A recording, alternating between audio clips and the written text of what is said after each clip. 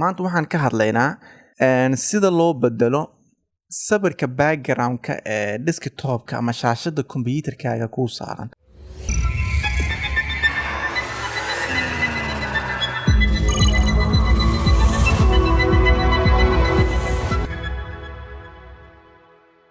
Assalaamu calaykum waraxmatullaahi wabarakaatuh.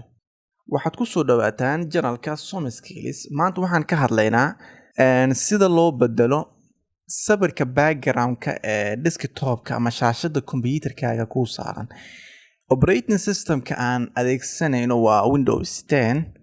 Marka operating system-ka oo Windows 10 markaan isticmaalayno waxaa jirta wadooyin dhowr ah la adeegsan karo markii aad bedelayso sawirka ama wallpaper-ka oo shaashada kombiyuutarkaaga kuu saaran. Laakiin muuqaalkani aniga waxaan uga hadli doonaa kaliya labada wado oo aan isleeyahay way ugu sahlan tahay aan uga hadli doonaa oo kaliya. Wadada koowaad ee aad raaci karto markii aad bedelayso shaashada kombiyuutarka sawirka background-ka kuu saaran waxay noqonaysaa marka hore waxaad right click ku siinaysaa shaashada ayaad right click ku siinaysaa kadib waxaa kuu soo baxaya tixda kuu soo baxaysa tan aad halkan uga jeedo iyo tan adiga kuu soo baxayso way kala duwnaan karaan laana waxay ku xiran tahay barnaamijyada kugu jira. Laakiin optionska oo aan iskala midnahay waxaa ka mid ah optionka ugu hooseeya oo personalize la yiraahdo. Optionkaas ayaad click ku siinaysaa. Optionkaas oo personalize click markaad ku siiso waxaa kuu soo kacaya qaybta settingska ee laga maamulo background-ka desktop-ka uu leeyahay. Haddii Windows-ga kugu jira haddii uusan wadan license ama uusan ku activate garaysnayn qaybtan laga bedelayo background-ka inta badan way ka xirmaysaa oo waxba kama bedeli kartid. Sidaa darteed haddii Windows-gaaga uu sidaa yahay uusan oo license wadan habka labaad ee aan gadaal uga hadli doono muuqaalkan qaybtiisa dambe waxaan rajaynayaa inuu ku shaqeynayo. Sidaa darteed markii aad qaybtan joogto oo aad background-ka oo aad bedelayso waxaad haysataa saddex khiyaar. Optionka koowaad waa kan oo sida caadiga marka hore ku joogo oo ah picture markuu ku joogo waxaad dooranaysaa sawirka background ahaan aad u saaranayso. Marka halkan waxaa kaaga soo muuqanaya haddii aad hore u saaratay oo sawiro aad hore u saaratay haddii jiraan sawiradaas ayaa halkan kaaga soo muuqanaya. Haddii aysan jirin oo kombiyuutarkaaga sidii lagu keenay uu yahay Windows-ga waxaa kaaga soo muuqanaya sawiro uu Windows 10 ka wato oo diyaarsan ayaa halkan kaaga soo muuqanaya. Marka sawirada aad rabto haddii aad halkan ka dhaxasho kuwan ku diyaarsan kaliya click aad ku siinaysaa kadibna shaashada way isbedelaysaa. Laakiin haddii aad rabto sawir gudaha kugu jira oo kombiyuutarkaaga kugu dhex jira oo eedan halkan uga jeedin aad rabto inaad background ahaan u saarato waxaad click ku siinaysaa halkan ay ku qoran tahay browse wuxuu kuu soo kicinayaa shaashad ama window yar ee aad ka dooranayso sawirka aad rabto.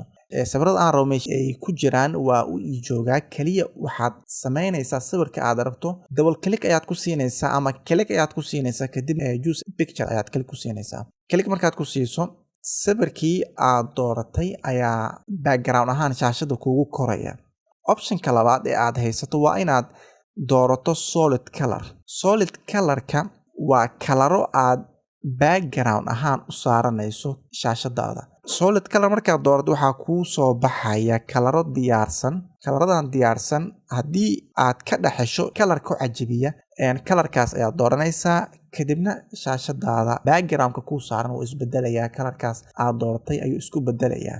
Haddii kalaradan diyaarsan oo halkan kaaga muuqda haddii aysan ku jirin kalar ku cajabiya waxaad kaliya ku siinaysaa calaamadan blast ah oo custom color ay ku qoran tahay ayaad kaliya ku siinaysaa kadibna waxaa kuu soo baxaya color picker ayaa kuu soo baxaya ama panel yar oo aad kalarada ka dooranayso. Kadib kalarka aad rabto ayaad dooranaysaa. Kalarka aad rabto markaad doorato waxaad kaliya ku siinaysaa done kadibna waxaa kuu koraya kalarkaas oo aad adiga dooratay. Optionka saddexaad aad haysato ama khiyaarka saddexaad aad haysato waa inaad doorato slideshow waa sawiro dhowr ah oo hal folder kugu jira oo markii aad shaashada saarato isku bedelaya. Markii aad slideshow markaad doorato waxaad dooranaysaa markaan folder halkii aad hore ka dooranaysay sawir, markaan waxaad dooranaysaa folderka ay sawirada kugu jiraan ayaad dooranaysaa. Markii aad dooranayso waxaad leedahay browse markaad dhahdo kadib waxaad dooranaysaa folderka aad rabto sawiradiisa in ay shaashadaada isku bedelaan ayaad dooranaysaa, kadibna choose the folder ayaad klik ku siinaysaa. kadibna folderkaas ayaa ku doormaya. halkan waxaad haysataa khiyaaraad dhowr ah. khiyaaraadkaas waxaa ka mid ah folderkaas sawirada ku jira calaa sawirkii muddo ahaan shaashada imisa ayuu saarnaanaya. marka waxaad dooran kartaa 1 daqiiqo, sida caadiga ah 30 daqiiqo ayuu ku aadisan yahay, laakiin waad ka bedelan kartaa. laakiin tusaale ahaan anigu hadda waxaan dooranaynaa si aan kuu tusiyo slide showga habka u muuqanayo marka shaashada la saaro. waxaan dooranaynaa 1 minute markaan doorano aan shaashada ku noqono waxaad arkaysaa shaashadaada 1 daqiiqo kadib way isbedelaysaa oo sawir cusub ayaa koraya oo ka mid ah sawirada ku jira folderkii aad soo dooratay.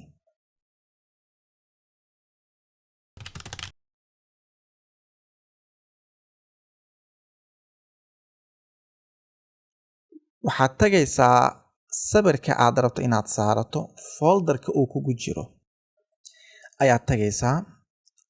folderka uu kugu jiro markii aad tagto waxaad right click ku siinaysaa sawirka aad rabto inaad saarato, kadib tix dhowr ah ayaa kuu soo baxaysa. tixdaas waxaad ka dooranaysaa midda ay ku qoran tahay set as desktop background. click ayaad ku siinaysaa. click markaad ku siiso sawirka shaashadaada kuu saaran wuu isbedelayaa. inta badan windowgaaga haddii uu activate garaysan yahay iyo hadduusan activate garaysnayn, wadada labaad oo aad sawirka aad right click ku siinayso aad set as desktop background aad dhahayso, inta badan windowgaaga hadduu activate garaysan yahay iyo hadduusan activate garaysnayn way ku shaqaynayaan.